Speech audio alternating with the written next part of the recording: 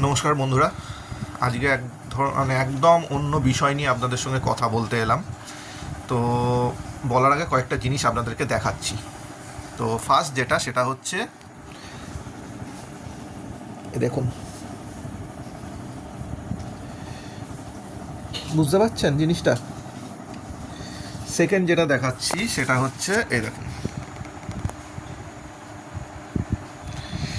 আর আরও আছে এইখানে সারা গায়েতেই। আর শুধু আমার না, আমার মিসেসেরও। তোমার হাতটা দেখাও একটু।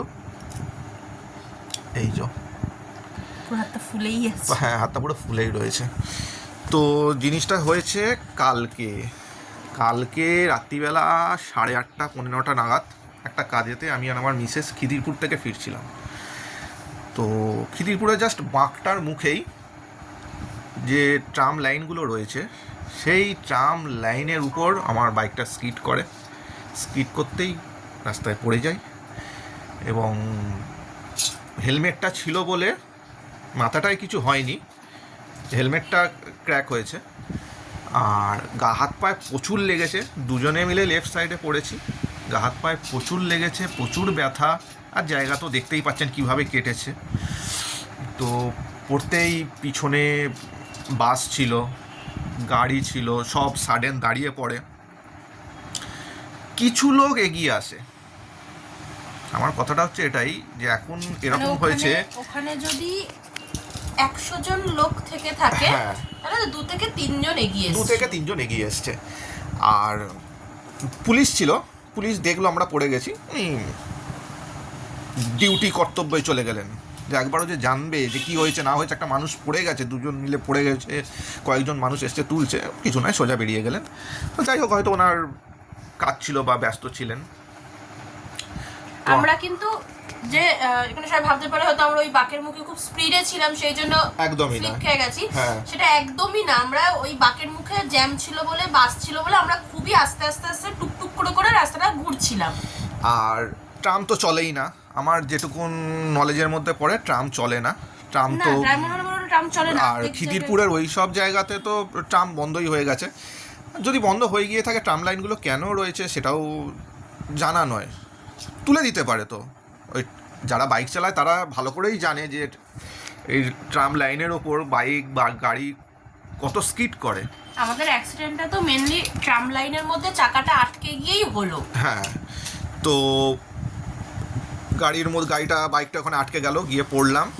তো কয়েকজন মানুষ এগিয়ে এলো, সব বাদবাকি দাঁড়িয়ে দাঁড়িয়ে হাসছে, দেখছে। এখন জিনিসটা, আমার কথাটা হচ্ছে, মানুষ বিপদে পড়লে কিন্তু কেউ পাশে ছুটে আসে না, এসে যে একটুখানি তাকে ধরে তুলবে বা কী হয়েছে জানবে সেটুকুন নয়। পালাতে পারলে বাঁচে, পালিয়ে যেতে পারলে, মানে কী জন্য পালিয়ে যেতে চায় বা কী ভয় মানুষের যে মনে আঁকড়ে রয়েছে, সেটাই এখন জানার বিষয় নয়। মানে এতটাই বাজে ব্যাপার। সামনেই একটা জলের জায়গা আছে, যেখান থেকে চাইলেই যে কেউ একটু জল এনে আমাদেরকে দিতেই পারে, একটুখানি যেই জায়গাগুলো দিয়ে রক্ত পড়ছে। কিন্তু কেউ সবাই শুধু বলছে ওই তো ওইখানে জল আছে, ওই তো ওইখানে জল আছে। হ্যাঁ, দূরে দেখে দিচ্ছে আপনাকে জল, কেউ একবারের জন্য আসেনি। এবার যেহেতু আমার কাটাটা একটু হলেও কম ছিল ওর থেকে, আমি আবার গিয়ে সেখান থেকে জল নিয়ে এসে ওকে দিই, জায়গাগুলো থেকে রক্ত পড়ছিল সেই জায়গাগুলো ধুই, তারপরে আবার আমাদেরকে ওখান থেকে আসতে হয়। তো মানুষের পাশে একটু দাঁড়াতে গেলে, বা পড়ে গেছে বা অ্যাক্সিডেন্ট হয়েছে, এরকম মানুষের সাথে এসে তাকে একটুখানি হেল্প করলে কী ক্ষতি হয়?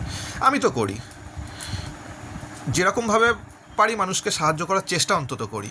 তো বিষয়টা হলো এটাই যে এত ভয় কিসের? মানুষের পাশে থাকুন না, একে অপরের হাত ধরে চলুন না, তখনই তো সমস্যার সমাধানটা হবে। আর রাস্তাঘাট নিয়ে কিছু বলার নেই। শুধু ট্রাম লাইন বলে না, খিদিরপুর থেকে শুরু করে আপ টু মাঝেরহাট ব্রিজটা ওঠার আগে অবধি রাস্তা এতই বাজে।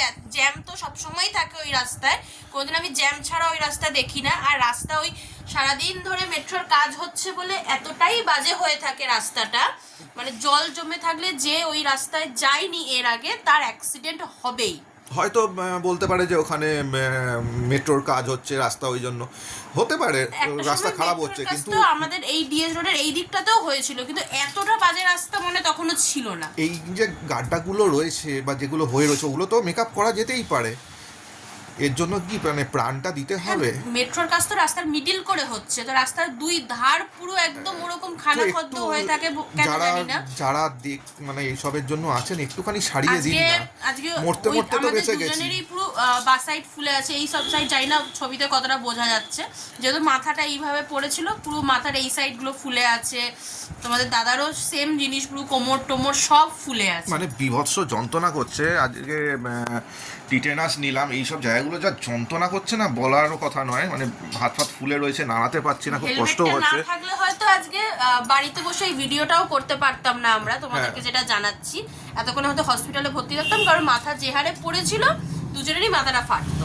তো রাস্তা যেখানেই খারাপ থাকবে বা থাকবে, বৃষ্টিতে এখন বোঝাই যাচ্ছে না এক হাত না দু হাত না কতটা গর্ত রয়েছে।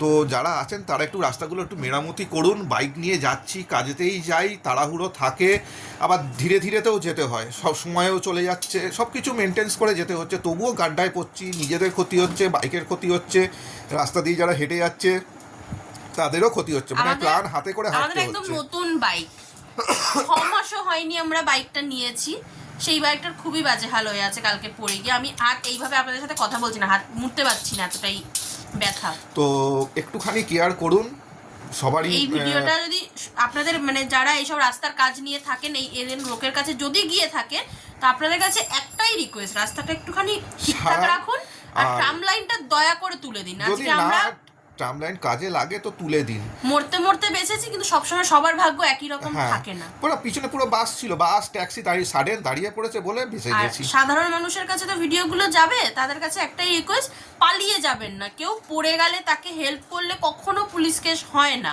আপনারা যেইটুকু পারবেন, আপনারা পুরো তাকে নিয়ে সব করে দিতে হবে এরকম কেউ বলছে না, আর পুলিশরাও যেইটুকু পারবেন সেইটুকু সাহায্য। পুলিশরাও কিন্তু বোঝে, পুলিশরাও কিন্তু ভালো মানুষ, ওরাও কিন্তু হেল্প করে। সবাই একরকম তো হয় না, সবাই এবার হাতের 5 আঙুল সমান হয় না। তাই আপনারা যতটা পারবেন একটু জল দিয়ে একটু, কিংবা তাদেরকে ধরে একটু ভালো জায়গায় সেফ জায়গায় বসিয়ে দেওয়া, এইটুকু করলে মনে হয় না পুলিশ ধরবে। আর এই রকম জিনিসগুলো একে অপরের পাশে থাকলে সবাই শিখবে জিনিসটা। কারো মানবিকতা না থাকলেও তার মনে হয়তো আসবে, আরে বাবা বিপদে পড়ে গেছে, একটু হেল্প করে গিয়ে পাশে অন্তত দাঁড়াই, তাহলে মনের জোরটা পাওয়া যায়। কালকে যখন আমি উঠতে পারছিলাম না, দুজন আমাকে ধরে তুলেছিল, মানে আমি হাঁটতে তো পারছিলামই না, বিভৎস জোরে লেগেছে। আর বাদ বাকিরা দাঁড়িয়ে হাসছে, দেখছে, কি বলার কিছু নেই। তো শুধু এইটুকুনি বলার, পাশে থাকবেন, বিপদ দেখে এড়িয়ে চলে যাবেন না, আর রাস্তাগুলো একটুখানি সারাবার চেষ্টা করুন। তাহলে প্রত্যেকের আজকে আমার হয়েছে, কালকে হয়তো আপনাদেরও হতে পারে, ভগবান করুক যাতে না হয়, তার জন্য সবাই খেয়াল রাখুন এবং সেফলি চলুন। আমরাও চলার চেষ্টা করি। এই কথাটা বলা আপনাদেরকে এই জন্যই যে এই রাস্তাগুলো খুব খারাপ রয়েছে, সাবধানে যাবেন। বাড়িতে অনেকে আপনাদের জন্য অপেক্ষা করছে, দুঃসংবাদ যাতে কারোর বাড়িতে না আসে। তো সাবধানে চলুন, আর রাস্তাগুলো প্লিজ একটু সারাবার দেখুন। এটাই বলার ছিল আজকে।